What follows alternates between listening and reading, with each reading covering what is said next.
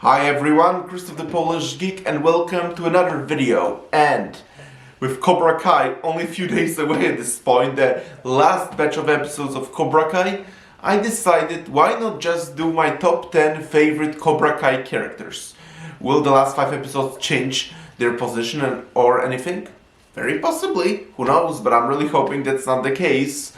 Depends where the story is going, but for now, I'm like 100% convinced those are my 10 favorite Cobra Kai characters. The show became a really big phenomenon. I remember I actually seen the first 2 seasons before Netflix bought the rights, and then I introduced my family who also all fell in love with the show.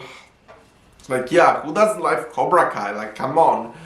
Although maybe there are several things in the last season that I've done kind of differently, but other than that, it's still a great show. And yeah, again, who doesn't love Cobra Kai? And this is like a perfect way how to restore a franchise very well, because like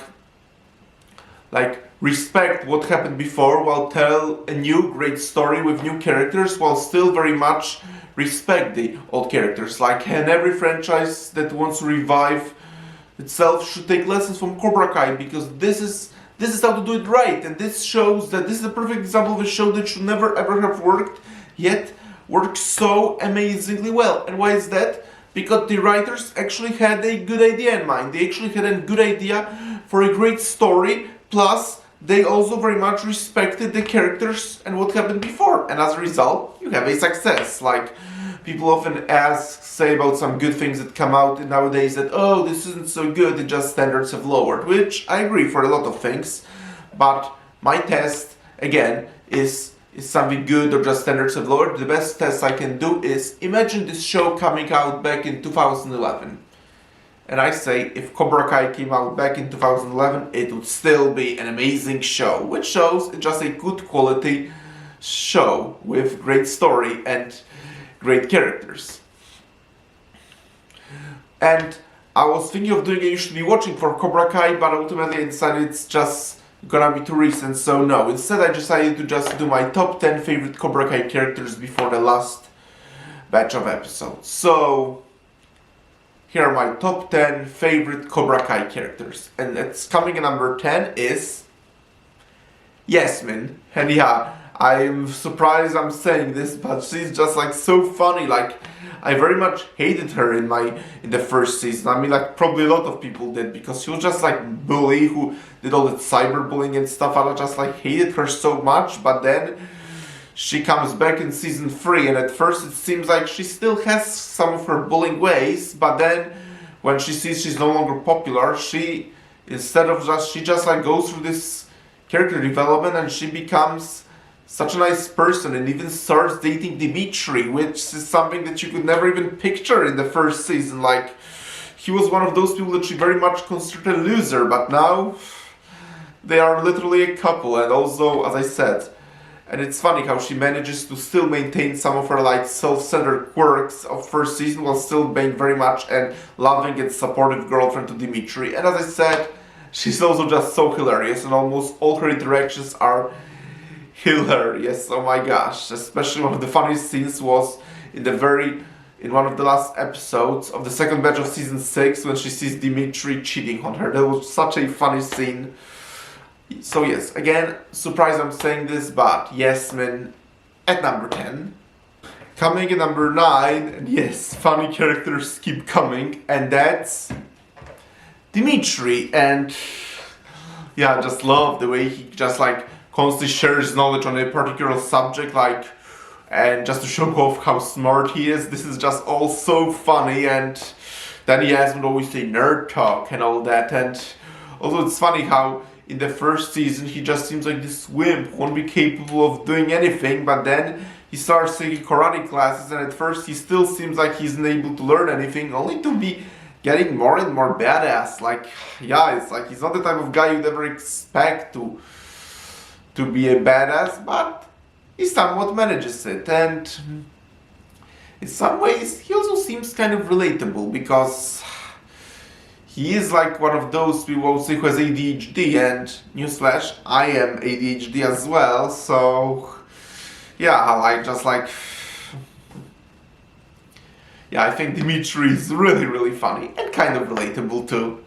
Coming in number 8, and that's, yeah, funny and relatable characters again keep coming, and that's Stingray. And what I really love about Stingray is that, again, I really didn't like him in second season when he first appeared. I just found him kind of so annoying and was so glad he was gone in season 3. But then in season 4 he comes back, and this is where I again actually started to grow to like him. Like at first when he wanted to join back Cobra Kai, but was rejected, I kind of actually started feeling sorry for him. But then in season 5, that's when he graduated into this position. And season 6, yeah, those are when he graduated into this position, when he basically shared his experience of what happened and about Terry Silver and all that. And I really love how he used this D&D Dungeons and Dragons campaign to explain the story and all that. That was so creative. And I also really love how he now is basically teaching, wanted to revive Cobra Kai, and basically said, Johnny, you're the man.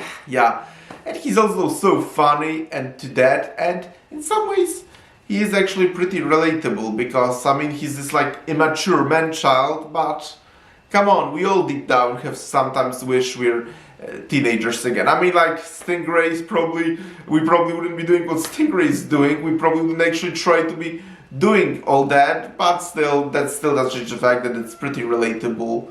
And yeah, Stingray funny. From one of the most annoying characters to one of the most funny and most likable, and actually also one of the most helpful characters as well. Coming in number 7, and this is a fairly minor character, but somehow he managed to make a huge impression on me, and that's Sean Payne. Yeah, lots of people love Kenny Payne, and yeah, Kenny's cool, I like Kenny, but I think Sean, his big brother, is actually better. It's just that, again, that's another way of how the show is able to make you like characters that you hate at first. Like, when first Robbie met Sean in juvie, like, I very much didn't like Sean. I mean, that's hard to blame me, because the way he was bullying Robbie, but then when they got into a fight, and that's when Sean says to Robbie, I'm not a snitch, and that's when he earned my respect, and probably also when he was meant to earn your respect. But yeah, at first like bullying Robbie to then coming to respect him and all that, and but then I grew to like him even more in season 4 and season 6, when we see what a supportive big brother he is to Kenny, which is awesome. That's what a big sibling should be. Support your younger sibling. Yeah, I love that. And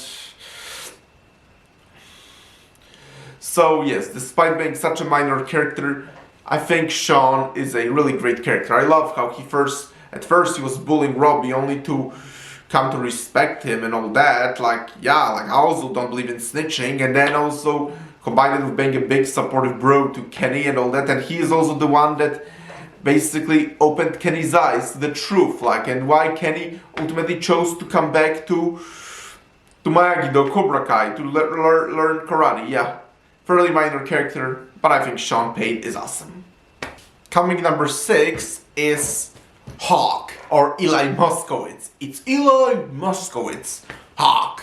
But yeah, I really love Hawk. Like, he has like probably one of the most complex and best redemption arcs in the story. Like, my favorite redemption arc is actually coming later, but yeah, he also has a really great and redemption arc, and he's so complex. Like, he just starts out as this like bullied teen who is like even ashamed to talk because of his lip and all that, but then he transforms into after 13 karate classes, he transforms to a badass and puts a mohawk and even tattoos a hawk on his back and becomes like Hawk. But then he soon transforms to possibly even a worse bully than his own bullies when he engages in vandalism and all that. But that's only short-lived, and then he actually becomes much nicer, and he still very much retains his badass persona, right, like he should, but he's now much nicer. Although when his mohawk gets shaved, then it's when he suddenly briefly reverts back to how he was all the way back in season 1, but that's what makes, among other things, his character so great. It's just like his character is all over the place, but it all feels so natural and well earned and perfectly fits well in the context of the story. And also, in some ways, he's also pretty relatable too, in some ways. Like, when I was not 18, when I was much younger than 18, when I was like in elementary school, like 9, 8 years old, I admit I was also bullied. I mean, like, I was much younger than when Hawk was bullied, but it's still relatable. And overall, I think Hawk, Eli Moskowitz, is a fantastic character, and I think that he's one of my favorites for a reason. And I think that him winning the All Valley tournament back in season 4 was great, and he totally deserved it. And I also really love his friendship with Dimitri. Dimitri and Eli, the binary brothers, although that's Dimitri who's saying it, but you know what I mean. So, Hawk, Eli Moskowitz at number 6. Coming in number 5, it's another character that wasn't prominent at first, but Devon Lee. Like, yeah, I love Devon. I think like she's so smart and so funny, but I also really love that she's probably the hottest of all the girls in Cobra Kai. But yeah, in addition to being pretty hot and attractive, she's also just like she also has such a fun and nice personality. And as I said, she's also so smart. Like one of my favorite scenes. It was actually in season 4. It was one of her first appearances. Is when she joins Johnny's Cobra Kai and immediately mentions the movie Bloodsport, and Johnny immediately took a liking to her. Like, Bloodsport is a great movie and Johnny loves it, so I don't blame him and all that. But I also really love her friendship with Tori and all that, and how actually she's one of the character that kind of plays a role in Tori's character development. And as Johnny says, she's also a natural born fighter, although I guess one small point is taken from her. Maybe that's why she's at number 5 and not higher, is because of when she cheated and put it like this medicine in Kenny's water. But in the end, nobody's perfect. So I guess maybe it's for the best. So because again, nobody's perfect. But definitely at number 5. Number 4.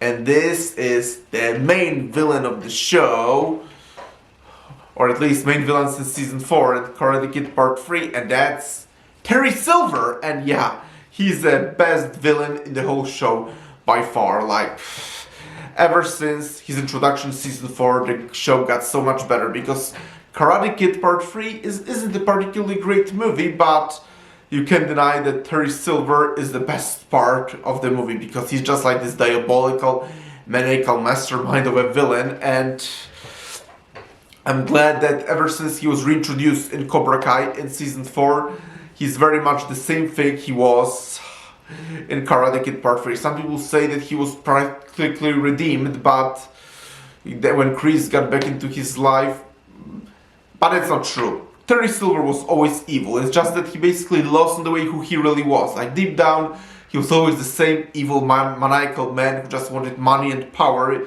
It's just that, again, he kind of lost who he was, and his psychopathic nature was just asleep. But deep down, he was still the same evil mastermind that we've seen all the way back in Karate Kid Part 3. And I'm really glad how well the show does that. Like, he will, like, and I also love how awesome this, how in season 4, basically he was working his way up, and then in season 5, this is when he officially became this, like, ultimate Cobra Kai villain. And when he was defeated at the end of season 5, I admit I was one of the few that didn't want him back, because as awesome as I think he was, I also thought that he had a perfect defeat, and bringing him back, like, could risk destroying his character.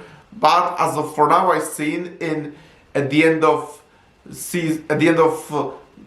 last episode, he still very much is the same evil villain that he was, and I think it makes perfect sense for him to be basically just like use all his money to take down everyone with him. But last 5 episodes will be a test for his character. If you want for Silver to remain this best Karate Kid villain and all that, then he cannot get redeemed. He's like basically an Emperor Palpatine of Karate Kid franchise. So please do not redeem Silver. I mean, the episode's already done anyway, so if he does get redeemed, unfortunately, he already is, and there's nothing we can do. But if he does get redeemed, it'll be complete distraction of his character. Like, Terry Silver works amazingly well as this like evil, diabolical, maniacal villain. Like, so let's hope he doesn't get redeemed. It'll be a complete distraction and a complete insult to his character, because As I said, he's by far the best Karate Kid villain, and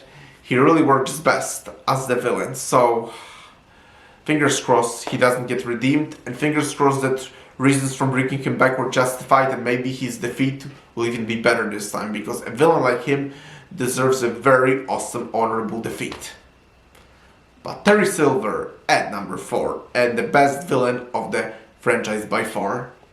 Coming in number 3, and that's probably the best character development and the best redemption arc in the whole show, and possibly the most complex character, and that's Tori Nichols. And this is also shocking because, again, she was one of those characters I didn't like in season 2 when she first appeared, but in season 3, even though she still kind of isn't a nice person in season 3, when you see ever since I saw her family situation in season 3, that's when immediately I started calling for her redemption arc right away, even if it wasn't being set up yet at this point. But yes, as soon as I saw her family situation in season 3, that's immediately when I was calling for her redemption arc. And it seems like season 4 actually started setting it up, which made me so happy. But I really love Tori. I think she's just like, at first she comes off as this just like psychopath who just wants to hurt people that wronged her, but then as soon as you see her family situation, you see that deep down she's actually a good and caring person who deeply loves her family and actually wants best for them, and it's just this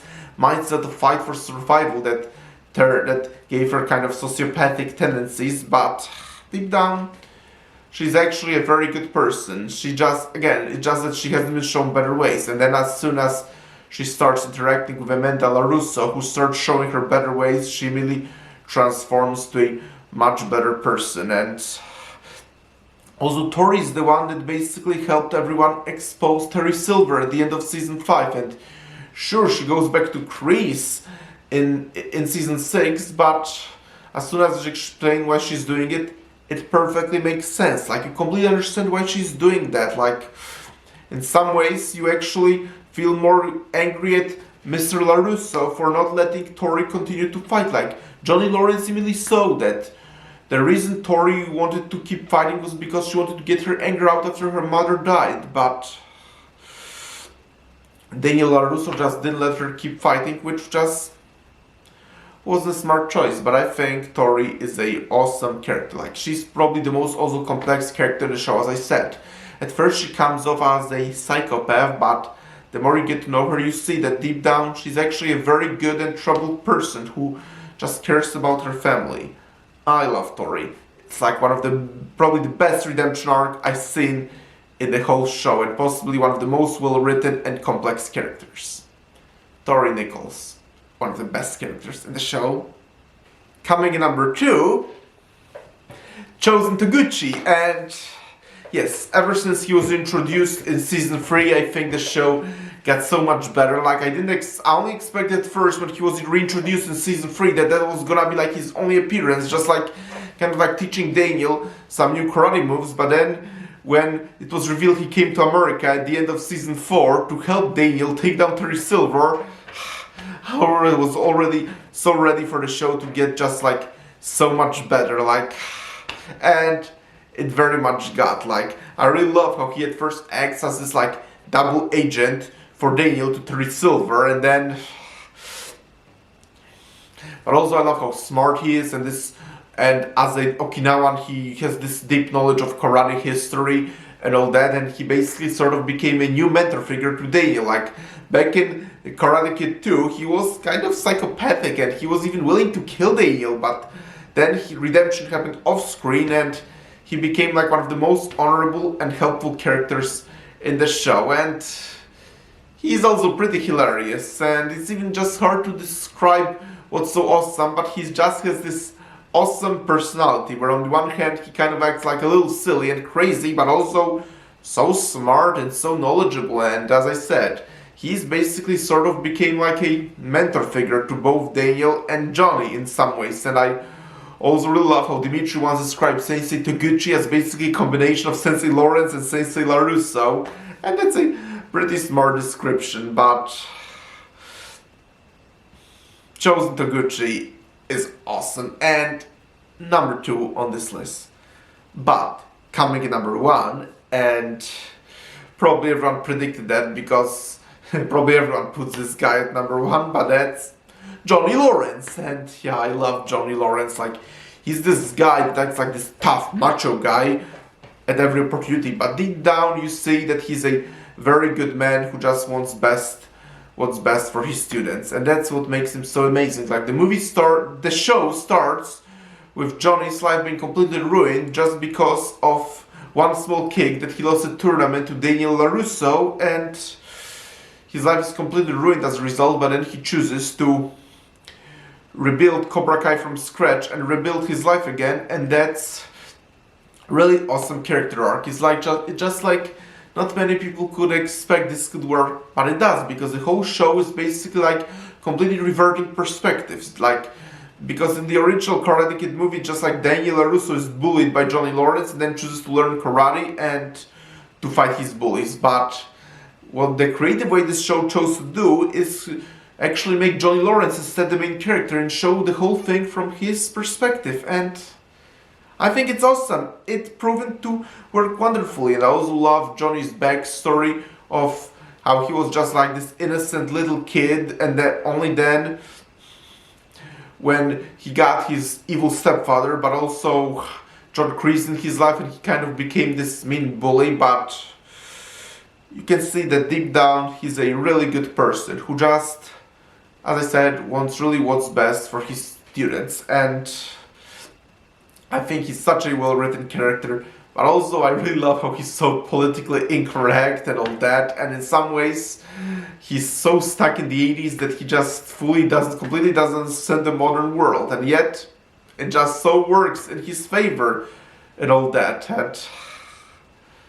Johnny Lawrence is awesome, and he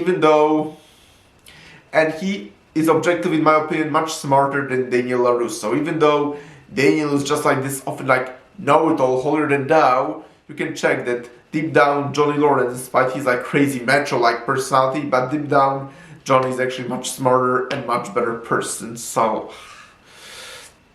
yeah, I love Johnny Lawrence, and he's by far my favorite character in the whole show, and I bet most people who do this best character list probably put Johnny as at number one. Johnny's awesome. Who doesn't love Johnny? Okay everyone, so here are my 10 favorite Cobra Kai characters, and they agree with my list. What are your top 10 favorite Cobra Kai characters? Let me know in the comments, press the like button, please subscribe to this channel, and Cobra Kai is coming! Only a few days left, and talk to you soon! Bye!